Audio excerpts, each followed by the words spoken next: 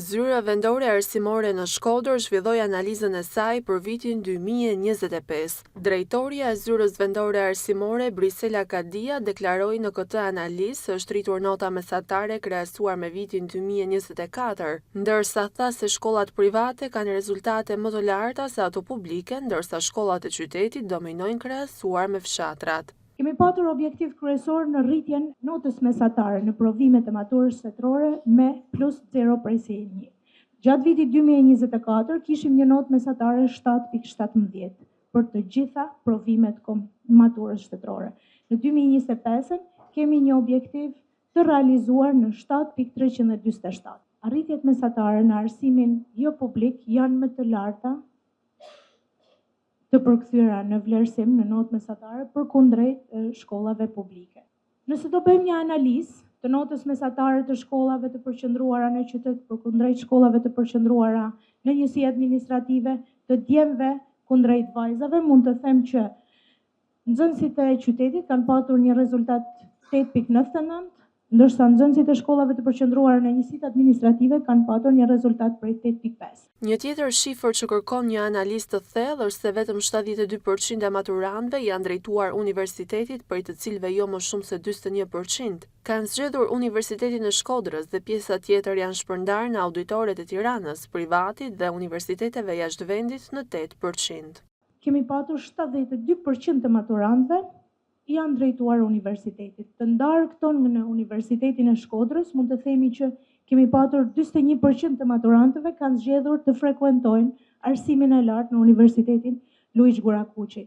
Në Universitetin e Tiranës 12% të maturantëve, institucione arsimore të larta jo publike janë përzgjedhur për të frekuentuar nga 11% e nxënësve, universitete jashtë vendit 8% e nxënësve dhe 28% e nxënësve kanë zgjedhur të mos frekuentojnë universitetin. Gjatë vitit 2025, Shkodra mori 15 medalje ari, ku 10 prej tyre i meritoi shkolla Elit 28 nëntori.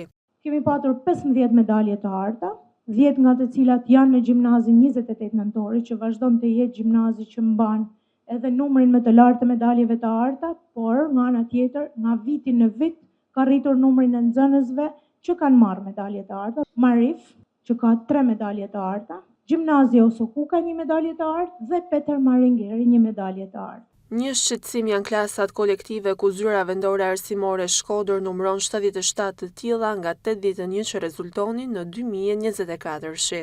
Kishim një objektiv të vendosur në uljen e numrit të klasave kolektive. Në 2024 kishim 81 klasa kolektive dhe këtë vit kemi arritur gjatë 2025-s që të ulim numrin e klasave kolektive në 77. Nuk është shumë e lehtë ulja e numrit të klasave kolektive. Nuk është shumë e lehtë që një komuniteti të caktuar t'i thuhet që nxënësit tuaj do lëvizin nga kjo zonë në këtë zonë.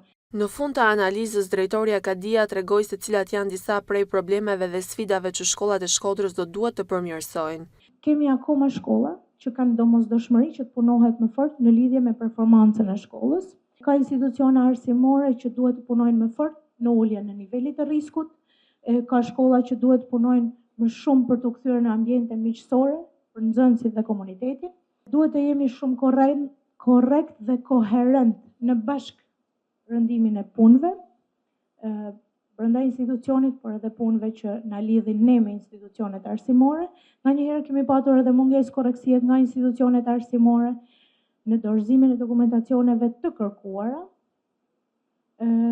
dhe duhet të punojmë fort në mënyrë që të përmirësohet niveli i përgjigjes në kohë dhe konform gjitha kërkesave që mund të kemi ne si Zyrë vendore arsimore, por edhe institucionet e tjera heprore. Një rëndësi në shkolla, tha drejtoria Kadia, gjatë analizës kanë psikologët dhe punonjësit social bashkë me mësuesit për të minimizuar rastet e bullizimit dhe diskriminimit në shkolla, si dhe konfliktet mes nxënësve, tema që po marrin gjithnjë më shumë vëmendje për shkak të problemeve të shfaqura.